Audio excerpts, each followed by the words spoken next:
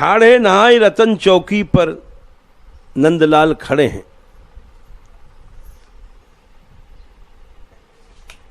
और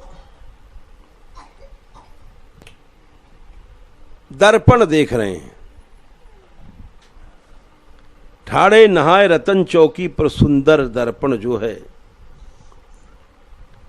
मज्जन के बाद की छवि, चंदन खौर लसी उर्पर, उर्वशी उर्वशी मोह। इसके कई भाव हैं। हृदय में बसी हुई साक्षात श्री जी भी मोहित हो रही हैं उस रूप को देख के,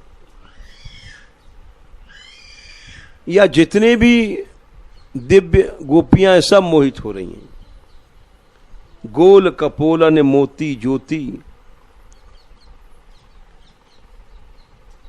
गोले गोले, गोरे नहीं गोले गाल हैं, वो तो नीले हैं, गोरे थोड़ी हैं।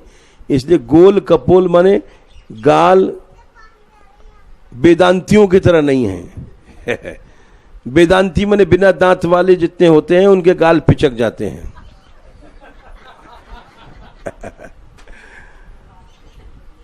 तो वेदांतियों वाला गाल नहीं है, नंदलाल का गाल फूला हुआ गोला है। तो गोल कपोलन, गोले गालों पर मोती ज्योति, जो मोती की चमक है। कोती देख न मोहे, कौन है जो देख के मोहित नहीं होगी। इतने में श्री जी ने आकर के एक बेंदा लगा दिया उनके गाल पर, जहां मोती की चमक रही थी। बल्लभ रसिक प्यारी ने दी बेंदी यारी सो है। बोले बेंदी क्या थी? यारी का ठप्पा था। पहिर सुदेश केशरी धोती, पीली धोती है। मंजुल पिंजुल सो है, सुंदर पीलापन उस केसरी धोती का। और बल्लभ रसिक मिही दुपट्टा के छुटे छोर लटको हैं, पतला पतला दुपट्टा है। माथे जूरा हाथे चूरा, धरे तंबूरा को है।